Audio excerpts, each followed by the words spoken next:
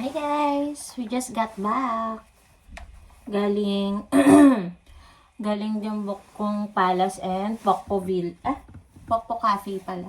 So wala kaming napuntahang village this day, but we will try it some other day before kami go home. Yan. Ngayon, lalabas tayo. Pupunta ako ng convenience store nila. Yan. Ito yung napapanood natin sa K-drama. Tingnan nyo. Pag gumalaw ako. Hey, see? Ayan. So, punta tayo ng convenience store. Kasi bibili ako ng laundry detergent and foods, water, and bigas. So, ano tayo? Feeling Korean today. Feel na feel ko talaga. Promise. Okay? Then, I'll go na. Itong nirent namin, self-check-in siya. So, anytime na lalabas kami, pasok, ganyan. Okay lang. Walang problema. Kasi, wala kaming may istorbong anyone. So, kami lang nandito. And, yun lang. Siyempre, bawal pa rin mag-ingay kasi baka marinig sa kapitbahay. Diba? Dumilim na ulit. Let's go! Samahan niyo ako convenience store. Yay! Feeling lokal na naman tayo dito.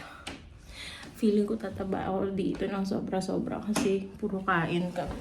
Kain, gala, kain. Ngayong araw, naka 7,300 steps pa lang ako. Pero yung kinain ko, sobra-sobra. Okay, we're going out muna. Let's go! So, we're outside na. On the way na ako to convenience store. See? Meron yung shoes. Coffee shoes lang. Ayan. See? This is an uphill location. So, medyo effort yung akyat. Pero pagbaba, syempre mabilis lang at madali. Yan. Yan. Nakikita nyo? Diba? Tahimik ng paligid. Huwag lang sana masagasaan, no? Gitna-gitna pa ako, no? Okay? Ito tayo mamimili sa GS25. Tada! We're going inside here. So, I'm back. Hiningal ako. Grabe yung taas. Tapos, tingnan yung pinalagay. Ang bibigat. Mamaya show ko yan sa inyo. Ay, grabe. Ang hirap pa. Hindi ko mabasa yung mga pinagbibili ko. So, kailangan ko pang gumamit ng Papago. Papago yung translator nilang ginagamit dito. So far, okay naman siya.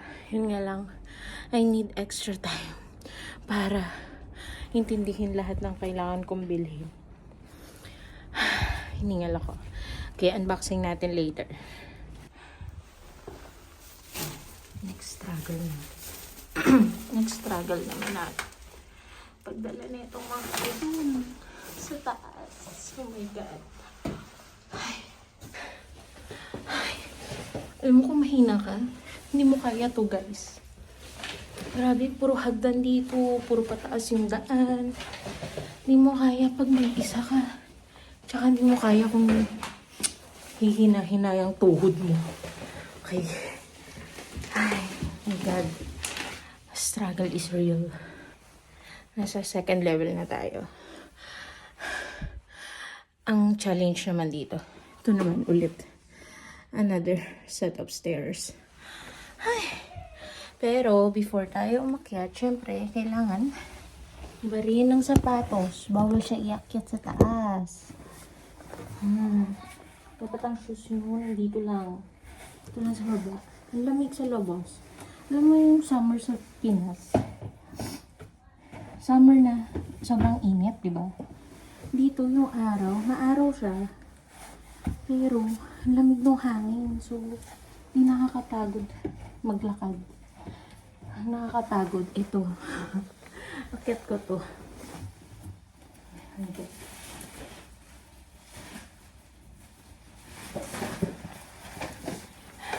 natin ito. Oh, bakit natin yan? Kasi strong independent woman tayo. Ay.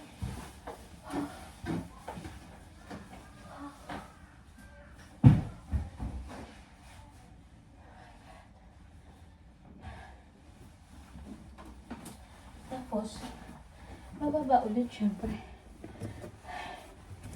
Tapos, sasara natin yung pinto. Diba? Gusto mo yan eh. Oh, hindi napagod ka.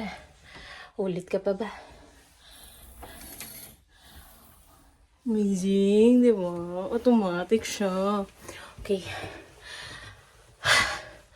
Challenge done. Nakapamili na ako. So next, let's unbox it. Okay? I'm here! Unbox natin dito. Yan. Okay? First one, tada! Sa GS24 ako namili. So ito, kabila ko na ito, buy one take one. Yan. Buy one take one. Kape yan dito. Another coffee, kasi medyo matakaw kami sa coffee. This is for Zach. Yan. Ano to? Banana siya, pero zero. So, ibig sabihin, parang mas mababa yata ang calories. Ganyan. Okay. Then, rice. Rice is life. Grabe ang bigat na ito. 6 pieces siya na ganito. Yan. 6,000. 6,001. Ayan, 6,001 siya. Then, I bought mga noodles. Hindi kompleto ang Korea experience mo kung wala kang noodles. Then, ito, nabili ko to.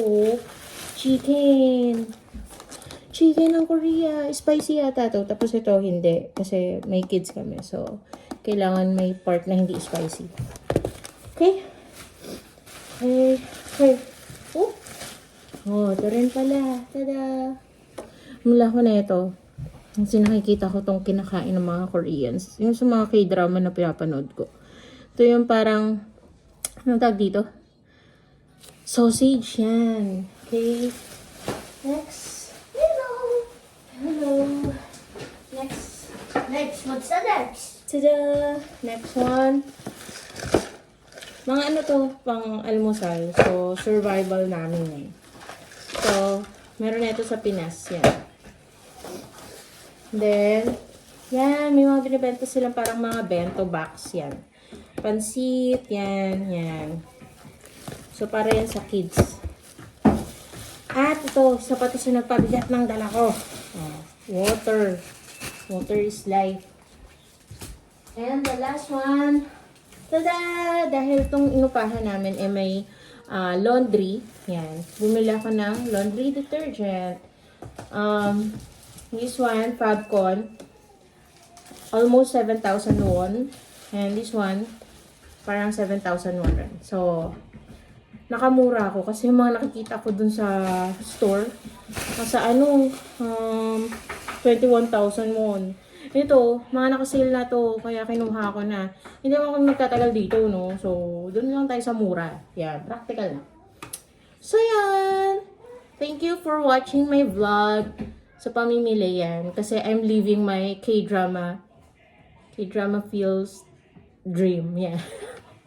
So, kuya eh. Pero napagod ako. Pinawisan ako. Ang lamig dun sa labas, pero pinawisan ako Yeah. Thank you guys. Bye-bye. That's all for now. Postistas.